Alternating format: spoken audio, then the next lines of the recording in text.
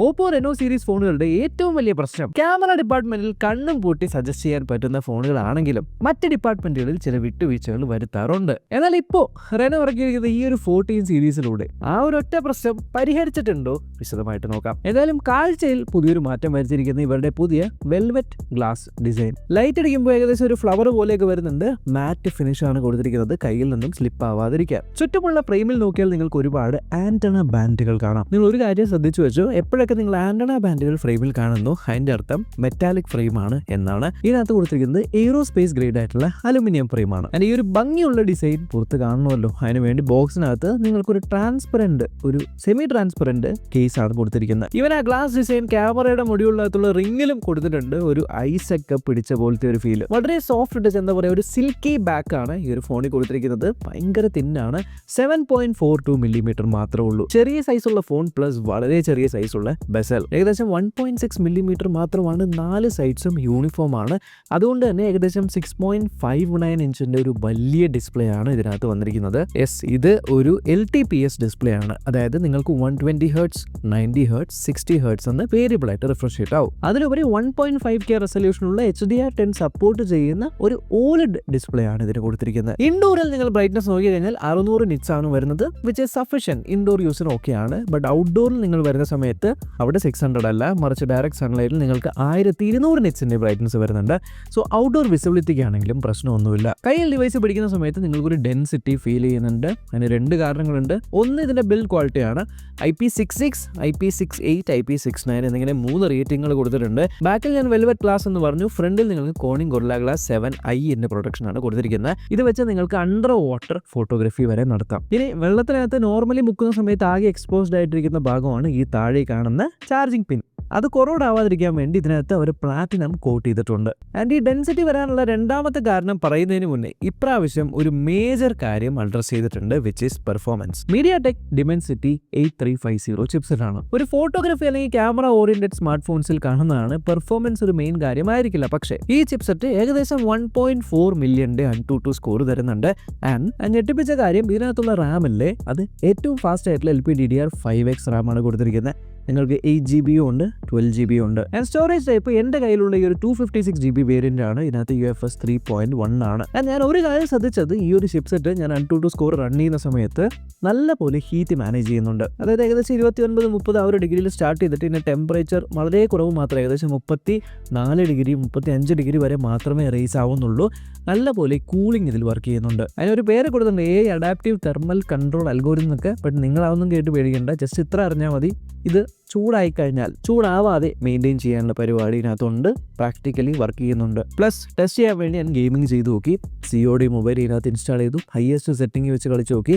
And highest setting കളിച്ചിട്ട് പോലും ഒരുപാട് നേരം കളിച്ചിട്ടും അങ്ങനെ കാര്യമായിട്ടുള്ള പെർഫോമൻസ് ഡ്രോപ്സോ ഹീറ്റിങ്ങോ ഒന്നും തന്നെ അനുഭവപ്പെട്ടില്ല. സോ ഒരു പെർഫോമൻസ് വൈസും നിങ്ങൾ ഈ ഒരു ഫോൺ നോക്കുവാണെങ്കിൽ നല്ലപോലെ ഇമ്പ്രൂവ്മെന്റ് വരുത്തിയിട്ടുണ്ട്. ആൻഡ് വേറൊരു കാര്യം ഞാൻ ശ്രദ്ധിച്ചത്, even though this is not a gaming phone, ഇതിനകത്തുള്ള ഒരു ഗെയിം പാനലിനകത്ത് കുറച്ച് എക്സ്ട്രാ ഫീച്ചേഴ്സ് ഒക്കെ കൊടുത്തിട്ടുണ്ട്. ഉദാഹരണത്തിന് ഗെയിം കളിക്കുമ്പോൾ നിങ്ങൾക്ക് എന്തെങ്കിലും കാര്യങ്ങൾ ഇമ്പോർട്ടൻ്റ് ആയിട്ട് റെക്കോർഡ് ചെയ്യാനുണ്ട് ചെറുതായിട്ട് എന്നുണ്ടെങ്കിൽ, സൈഡിൽ നിന്ന് ആ ഒരു പാനലിൽ നിന്ന് ഗെയിം ക്യാപ്ചറിലൂടെ നിങ്ങൾക്ക് അത് ചെയ്യാൻ പറ്റും.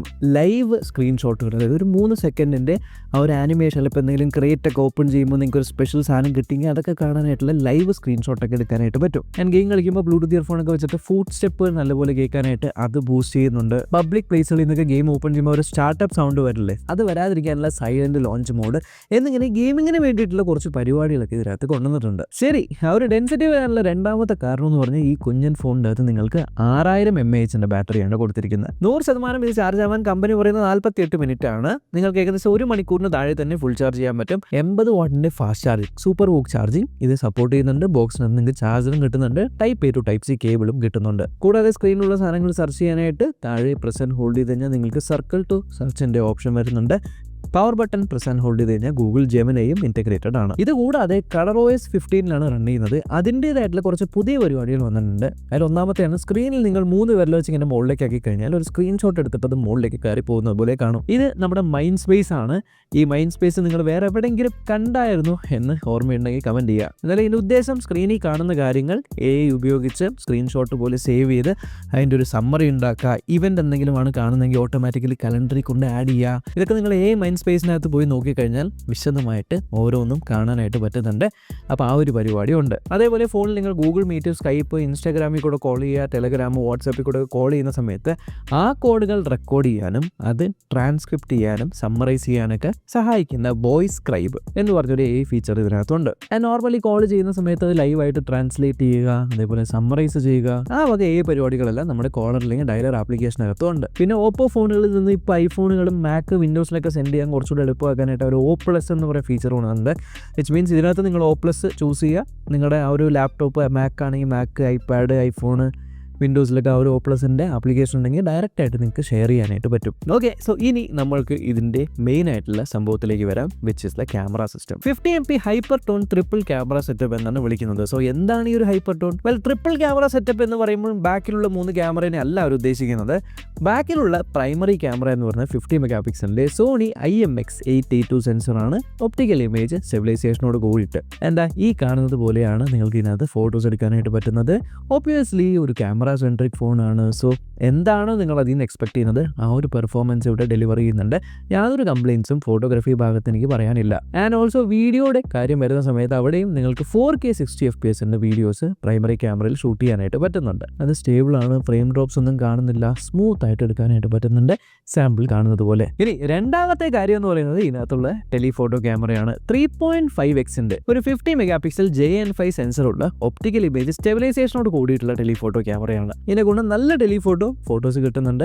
ഈ ഒരു ബാക്ക്ഗ്രൗണ്ട് ബ്ലറും അതേപോലെ ബൊക്കെയും കട്ടൗട്ടും എല്ലാം തന്നെ വ്യക്തമായിട്ട് നല്ല പോലെ ചെയ്യുന്നുണ്ട്. പോർട്രേറ്റുകളുടെ ഭാഗത്താണെങ്കിലും യാതൊരു കംപ്ലയിൻസും എനിക്ക് പറയാനായിട്ടില്ല. ആൻഡ് ഓൾസോ നിങ്ങൾക്ക് 4K 60fps ആ ഒരു ക്യാമറയിലും സ്റ്റേബിൾ ആയിട്ടുള്ള ഒരു ടെലിഫോട്ടോ വീഡിയോസ് ഷൂട്ട് ചെയ്യാനായിട്ട് പറ്റുന്നുണ്ട്. ഇനി സൂം ചെയ്ത് നിങ്ങൾക്ക് ഫോട്ടോ വേണമെങ്കിൽ എടുക്കാം. 120x വരെ ഡിജിറ്റലി സൂം ചെയ്യാനായിട്ട് പറ്റുന്നുണ്ട്. ഒരു സാമ്പിൾ ഞാൻ കാണിച്ചു തരാം. ഇനി മൂന്നാമത്തെ ക്യാമറ എന്ന് പറയുന്നത് ഒരു അൾട്രാ വൈഡ് ആണ്. ഇത് 50 മെഗാപിക്സലല്ല, ഇത് ഒരു 8 മെഗാപിക്സൽ അൾട്രാ വൈഡ് ക്യാമറയാണ്. ഒമ്നി വിഷൻ 08D എന്ന് പറയുന്ന സെൻസറാണ്. ആൻഡ് നോർമലി ഒരു 8 മെഗാപിക്സൽ അൾട്രാ വൈഡ് കാണുന്ന സെയിം ആ ഒരു പെർഫോമൻസ് തന്നെയാണ് ഈ ക്യാമറ സാമ്പിൾസിലൂടെ മനസ്സിലാക്കാൻ പറ്റും. ആൻഡ് ബാക്കിൽ കണ്ട ആ ഒരു ടെലിഫോട്ടോ ഉണ്ടായ സെയിം 50 മെഗാപിക്സൽ JN5 സെൻസർ തന്നെയാണ് മുന്നിലും കൊടുത്തിരിക്കുന്നത് with auto focus. Ultra wide ക്യാമറയിലും നിങ്ങൾക്ക് ഓട്ടോ ഫോക്കസ് ലഭിക്കുന്നുണ്ട്. ക്ലോസപ്പ് ആയിട്ടുള്ള മാക്രോ ഫോട്ടോസ് എടുക്കാം. സെൽഫി ഫോട്ടോസും നിങ്ങൾക്ക് സാമ്പിൾസ് ഇവിടെ കാണിച്ചു തരാം. അത്യാവശ്യം നല്ല ഡീസെന്റ് ആയിട്ടുള്ള, അല്ലെങ്കിൽ ഡീസെന്റ് അല്ല, എന്താ പറയുക, നല്ലൊരു ഫോട്ടോഗ്രാഫി ഔട്ട്പുട്ട് തന്നെയാണ് സെൽഫി എന്നും വരുന്നത്. ഓൾസോ സെൽഫി ക്യാമറയിൽ നിങ്ങൾക്ക് 4K 60fps വീഡിയോസ് ഷൂട്ട് ചെയ്യാനായിട്ട് പറ്റുന്നുണ്ട്. ഇതിനവർ AI എൻഹാൻസ്ഡ് 4K HDR എന്നാണ് വിളിക്കുന്നത്. അതായത് എല്ലാ ക്യാമറകളിലും വീഡിയോ എടുത്തുകൊണ്ടിരിക്കുന്ന സമയത്ത് പോലും നിങ്ങൾക്ക് ക്യാമറ സ്വിച്ച് ചെയ്ത് 4Kയിൽ സീംലെസ്ലി വീഡിയോസ് ഷൂട്ട് ചെയ്യാനായിട്ട് പറ്റുന്നുണ്ട്. Which is very good for A camera-centric smart phone. അത് അധികം ആരും ശ്രദ്ധിക്കാത്ത വേറൊരു കാര്യമാണ് ഈ ബാക്കിലുള്ള ഫ്ലാഷ് മൊഡ്യൂൾ. നിങ്ങൾ സൂക്ഷിച്ച് നോക്കിയാൽ അറിയാം, നിങ്ങൾക്ക് 3 ഫ്ലാഷ് അവിടെ കാണാം. ട്രിപ്പിൾ ഫ്ലാഷ് ആണ്. ഇതിൽ ആദ്യത്തെ 2 ഫ്ലാഷുകൾ എന്ന് പറയുന്നത് നിങ്ങൾക്ക് മെയിൻ ക്യാമറയ്ക്കും അൾട്രാ വൈഡ് ക്യാമറയ്ക്കും വേണ്ടിയിട്ടാണ്. ആൻഡ് മൂന്നാമത്തെ ഫ്ലാഷ് ഡെഡിക്കേറ്റഡ് ആയിട്ട് നിങ്ങൾക്ക് ടെലിഫോട്ടോയിൽ പോർട്രേറ്റ്സ്, നൈറ്റ് പോർട്രേറ്റ്സ് എടുക്കാൻ വേണ്ടിയുള്ളത്. ആൻഡ് 3 ഫ്ലാഷ് ഉള്ളതുകൊണ്ട് തന്നെ ഭയങ്കര ബ്രൈറ്റ് ആയിട്ടാണ് ഇതിൻ്റെ ഫ്ലാഷ് ലൈറ്റ് വരുന്നത്.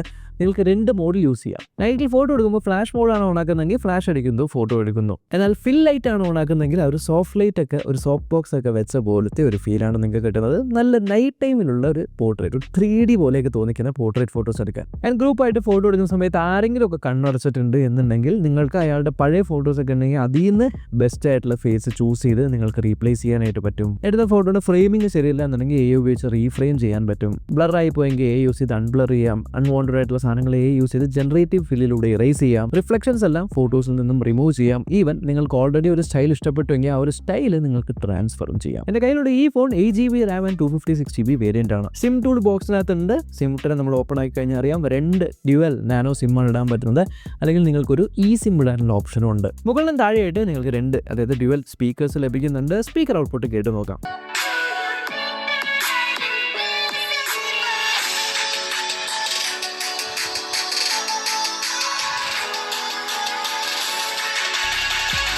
ഡെഡിക്കേറ്റഡ് ആയിട്ട് മുകളിലും താഴെയും സ്പീക്കേഴ്സിന് ഹോൾസ് ഉണ്ട് എന്നുള്ളതുകൊണ്ട് മുകൾ ഭാഗവും താഴ്ഭാഗവും ഓൾമോസ്റ്റ് ഈക്വലി തന്നെയാണ് കേൾക്കുന്നത്. ഓൾസോ മുകളിൽ AR ബ്ലാസ്റ്റർ സപ്പോർട്ട് ഉണ്ട്. Wi-Fi 6 ആണ്. Bluetooth 5.4 വെർഷൻ ആണ്.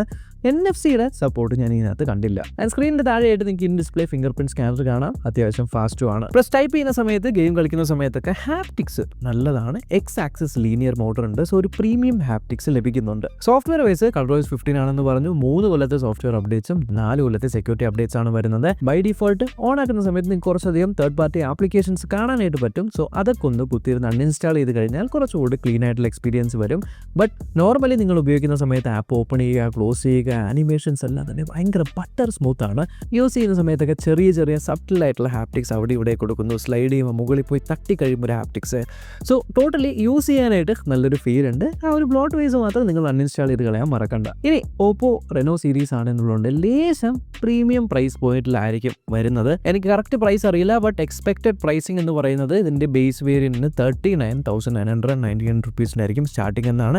ചിലപ്പോൾ ബാങ്ക് ഓഫേഴ്സ് കൊണ്ട് അതിനേക്കാളും കുറയുകയും ചെയ്യാം. എക്സാക്റ്റ് ആയിട്ടുള്ള പ്രൈസ് എനിക്ക് അറിയില്ല ഇപ്പോഴത്തേക്ക്. നിങ്ങൾക്ക് ഇതിൻ്റെ 12GB 256GB വേരിയൻറ്റും 12GB 52GBയുടെ വേരിയൻറ്റും കിട്ടുന്നുണ്ട്. സോ അതാണ് ടോപ്പസ്റ്റ് വേരിയൻറ്റ്. സോ ഡെഫിനറ്റ്ലി ഈ കൊല്ലം ഓപ്പോ റെനോ 14ൻ്റെ കാര്യം നോക്കുവാണെങ്കിൽ യെസ്, ക്യാമറ സെക്ഷനിൽ നല്ലപോലെ ഇമ്പ്രൂവ്മെൻറ്റ്സ് വരുത്തിയിട്ടുണ്ട്. ആൻഡ് ഡെഫിനറ്റ്ലി ക്യാമറ നല്ലതായിരുന്നു, ഇപ്പോഴും ക്യാമറയ്ക്ക് ഒരു പ്രശ്നമില്ല. ബട്ട് അതിൻ്റെ കൂടെ തന്നെ ബാക്കിയുള്ള കാര്യങ്ങളും കൂടി അപ്ഗ്രേഡ് ചെയ്തിട്ടുണ്ട്, which is actually great. So ഒരു നല്ല ക്യാമറ സെൻട്രിക് ആയിട്ടുള്ള അത്യാവശ്യം ഓൾറൗണ്ടർ ആയിട്ടുള്ള ഫോൺ നോക്കുന്നുണ്ട് എന്നുണ്ടെങ്കിൽ ഡെഫിനറ്റ്ലി നിങ്ങൾക്ക് ചെക്കൗട്ട് ചെയ്യാൻ പറ്റുന്നൊരു ഫോണാണ് ഓപ്പോ റെനോ 14.